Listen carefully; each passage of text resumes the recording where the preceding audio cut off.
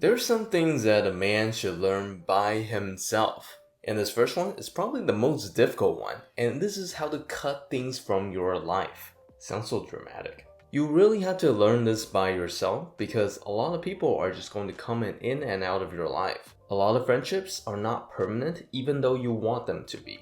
Your goals and life priorities will change. And then one of the hardest decisions that you'll have to make is how to end something. Your friend might ghost you or only reach out to you when they need something, and you really have to decide, like, is this even worth it? How much time should you spend on Netflix versus video games versus working out? What should be cut and what should stay? And the hardest part about this whole thing is that no one has the answers except you. But don't feel overwhelmed, this is where you train your decision-making muscles. Start by making small decisions, and when you're more comfortable, move to the big ones. And then the more experiences you have, the better you will be at this. If you're looking to become a man that knows their way around the world, hit that subscribe button.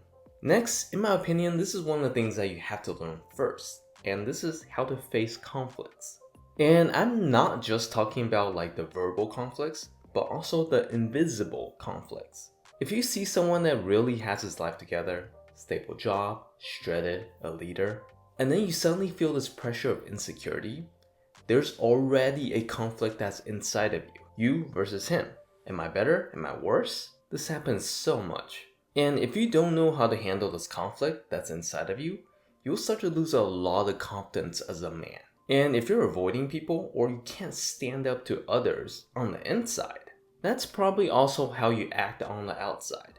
So you really have to learn to stand up and face that tension of conflict. Some people, they manage it by meditation. Others focus on really improving themselves to gain more confidence for their life. You really have to explore and find a way that really works for you, or you'll be having like an identity crisis every time you see social media stuff. Next one is keeping yourself motivated. Motivating yourself for a day is honestly, it's not that hard. But if you want a good career, if you want a healthy body, that doesn't happen in one day. Not even with steroids. I'm kidding, don't take it. There will be days where you feel lazy and you hate your job, but you have to find a way to keep yourself going. Because you have to run your own life. There's no one else here to keep you accountable. Only you're going to be the one that's pushing yourself. Some people, they do this by focusing on building 90-day habits. Other people, they work out like a punishment system where they have to pay the charity that they hate $20 if they didn't do something. Or vision boards, or apps that really tracks your progress. I recommend just test out all of them and see which one really works for you. Because the foundation to success in life is consistency and discipline. So you really have to find a way to consistently motivate yourself. Last, you really have to decide when will you be satisfied.